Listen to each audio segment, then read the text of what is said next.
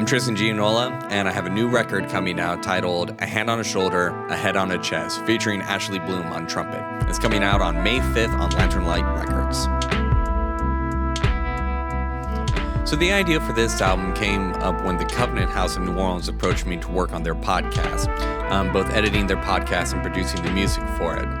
And the Covenant House is an organization that focuses on housing youth homeless and focus on activism and recovery for survivors of human trafficking, which was the main subject matter for this podcast that I was working on.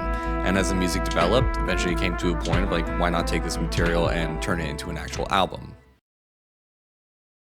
So originally when I had the idea for the music, I definitely wanted to include trumpet on it since it is a New Orleans-based organization and wanted something to emulate New Orleans jazz.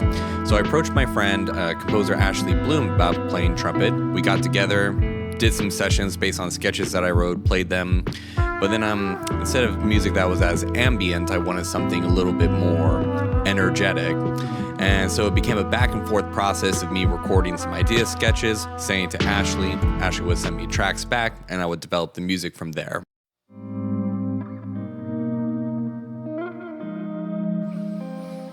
This album differs from other projects that I've worked on in the sense that I kind of jumped into it blind and just wanted to see what would happen step by step. I was inspired by hip-hop albums, and I never put a lot of thought into the way that those albums were produced and created. So it was fun to explore that side instead of my usual approach of writing things out, recording and tracking, but instead of doing it one step at a time and keeping the album tied together with a sense of compassion, healing, and empathy, because this music was really originally brought about by the awareness of survivors of human trafficking and their recovery. Well, I've worked with Ashlae a lot over the years, and when working with Ashlae, she still always thinks like a composer, even when playing and improvising music.